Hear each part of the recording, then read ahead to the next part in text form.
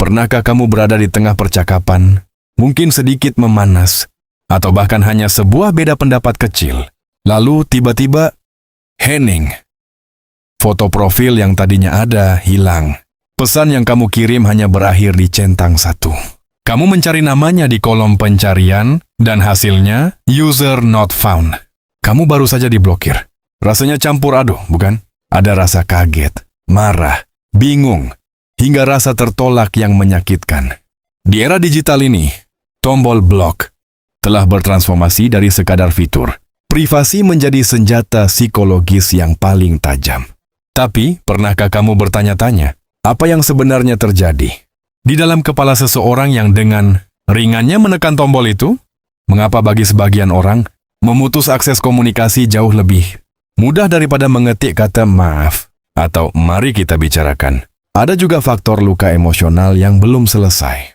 Seseorang yang pernah dikhianati, diremehkan, atau ditinggalkan bisa menjadi sangat sensitif terhadap tanda-tanda penolakan.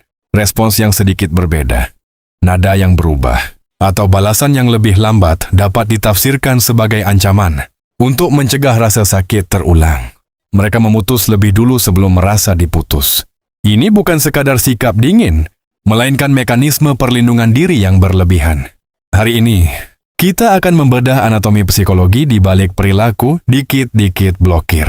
Kita akan melihat bahwa di balik layar ponsel yang gelap itu, ada mekanisme pertahanan diri yang kompleks, luka masa lalu, dan ketidakmampuan emosional yang mendalam. Mari kita mulai dengan biologi. Manusia memiliki sistem saraf yang dirancang untuk bertahan hidup. Ketika kita merasa terancam, otak kita mengaktifkan mode fight, melawan, atau flight, lari. Bagi si tukang blokir, sebuah argumen atau kritik di WhatsApp terasa seperti ancaman fisik bagi ego mereka. Karena mereka tidak memiliki amunisi kata-kata untuk melawan secara sehat, atau mereka terlalu takut untuk berkonfrontasi, otak mereka memilih jalur tercepat, flight. Dalam psikologi, ini disebut sebagai avoidant coping mechanism, atau mekanisme coping penghindaran. Memblokir adalah manifestasi digital dari tindakan menutup telinga rapat-rapat, sambil berteriak lalala, agar tidak mendengar suara orang lain. Mereka melakukan ini bukan karena mereka kuat, tapi karena mereka kewalahan secara emosional overwhelmed. Kapasitas mental mereka untuk mengolah stres sangat tipis. Baginya, menghapus keberadaan kamu dari layar ponsel adalah cara paling instan untuk menenangkan detak jantung mereka yang berpacu. Jika masalah tidak terlihat, maka masalah itu dianggap tidak ada. Ini adalah logika anak kecil yang bersembunyi di bawah selimut saat takut, gelap, berharap monster di luar sana hilang begitu saja. Di balik kebiasaan tersebut, seringkali ada dinamika psikologis yang lebih dalam. Salah satunya adalah kecenderungan menghindari konflik.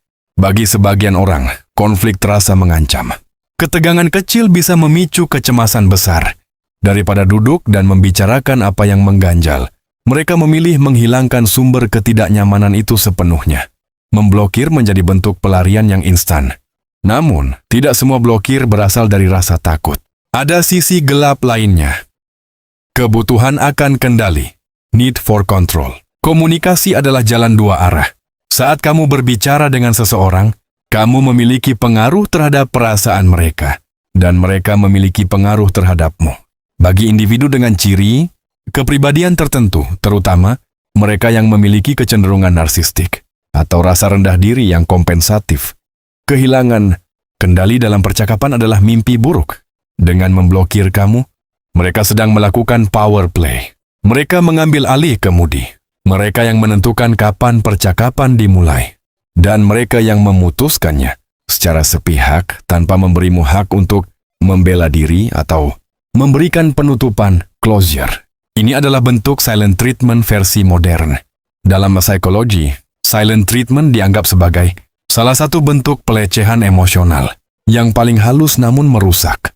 Tujuannya adalah untuk membuat pihak lain merasa tidak berdaya, cemas, dan akhirnya dalam banyak kasus membuat kamu memohon-mohon agar blokir itu dibuka. Saat kamu memohon, mereka merasa menang. Mereka merasa penting. Mereka merasa memiliki kuasa penuh atas emosimu. Ketika hidup terasa tidak stabil atau hubungan terasa membingungkan, satu tombol itu menghadirkan rasa kuasa. Setidaknya ada satu hal yang bisa dikendalikan, siapa yang boleh dan tidak boleh masuk ke ruang pribadi.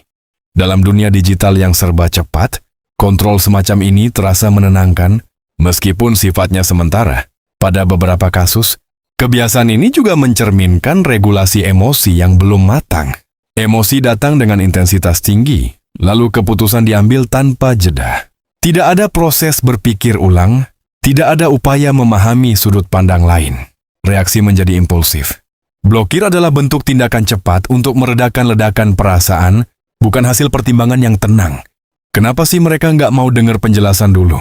Jawabannya ada pada fragile self-esteem atau harga diri yang rapuh. Orang yang dikit-dikit blokir biasanya memiliki lapisan pelindung ego yang sangat tipis. Bagi mereka, mengakui kesalahan adalah sebuah kehancuran identitas. Jika kamu memberikan fakta yang menyudutkan mereka, alih-alih merenung, mereka akan merasa diserang secara personal. Di titik ini, empati mereka mati. Mereka tidak peduli bagaimana perasaanmu saat diblokir secara tiba-tiba. Yang mereka pedulikan hanyalah bagaimana caranya agar rasa tidak nyaman di dada mereka segera hilang. Selain itu, kita hidup di era disposable culture atau budaya sekali pakai. Media sosial mengajarkan kita bahwa manusia bisa dikurasi seperti isi feed Instagram. Jika kita tidak suka sebuah konten, kita unfollow. Jika kita tidak suka pendapat seseorang, kita blokir. Pergeseran budaya ini membuat sebagian orang melihat hubungan manusia bukan sebagai komitmen yang perlu diperjuangkan melalui komunikasi, melainkan sebagai komoditas yang bisa dibuang jika sudah tidak lagi memberikan kenyamanan instan. Namun, penting untuk membedakan antara memblokir sebagai batasan sehat dan memblokir sebagai pelarian. Dalam situasi yang benar-benar toksik atau merugikan, memutus akses bisa menjadi langkah perlindungan diri yang tepat.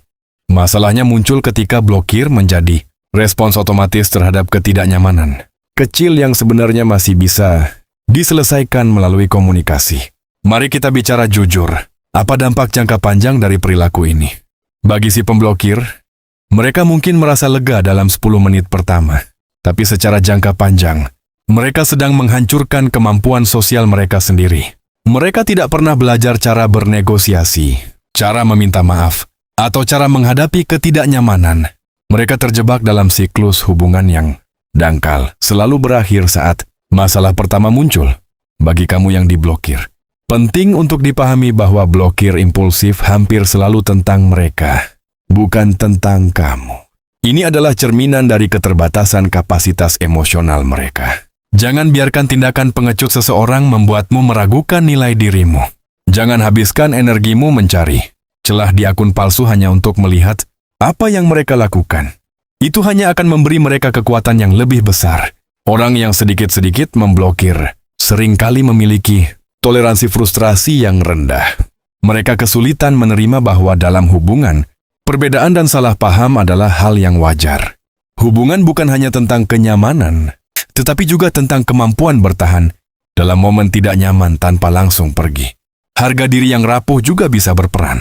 Ketika identitas dan nilai diri belum stabil, kritik ringan atau perbedaan opini terasa seperti serangan personal.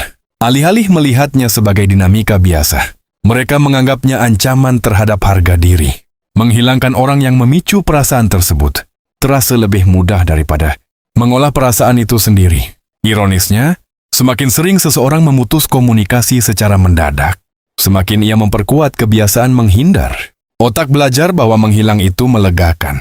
Tetapi dalam jangka panjang, pola ini bisa menghambat kedewasaan, emosional, dan kemampuan membangun relasi yang dalam. Memahami psikologi di balik perilaku ini bukan berarti membenarkannya, melainkan melihatnya dengan lebih jernih. Tidak semua pemblokiran adalah tindakan kekanak-kanakan, dan tidak semua adalah bentuk perlindungan diri yang sehat. Kuncinya ada pada motif dan pola. Pada akhirnya, kemampuan menjalin hubungan yang matang bukan ditentukan oleh seberapa cepat kita memutus, melainkan seberapa berani kita menghadapi ketidaknyamanan. Karena kedewasaan emosional bukan tentang menghindari konflik, tetapi tentang mengelola konflik tanpa harus menghilangkan orang lain dari hidup kita setiap kali perasaan terasa berat. Jadi, apa yang harus kita lakukan jika berhadapan dengan si tukang blokir? 1. Satu-satunya cara untuk menang dalam permainan ini adalah dengan tidak bermain. Jika seseorang menggunakan tombol blokir sebagai senjata untuk memanipulasi atau menghukummu, biarkan saja. Jangan mengejar, jangan memohon, dan jangan mencoba menembus dinding itu. Hubungan yang sehat dibangun di atas fondasi komunikasi, bukan eliminasi. Kedewasaan seseorang tidak dilihat dari seberapa pintar dia berargumen, tapi dari seberapa berani dia tetap tinggal di dalam ruangan saat suasana menjadi dingin demi menyelesaikan apa yang telah dimulai. Ingat, kamu pantas mendapatkan seseorang yang cukup berani untuk bicara, bukan seseorang yang hanya berani bersembunyi di balik tombol blokir. Terima kasih sudah menonton hingga detik ini. Jika kamu merasa konten ini membantu menjelaskan kebingunganmu, silakan bagikan kepada mereka yang mungkin sedang berada di posisi yang sama. Sampai jumpa di pembahasan psikologi berikutnya.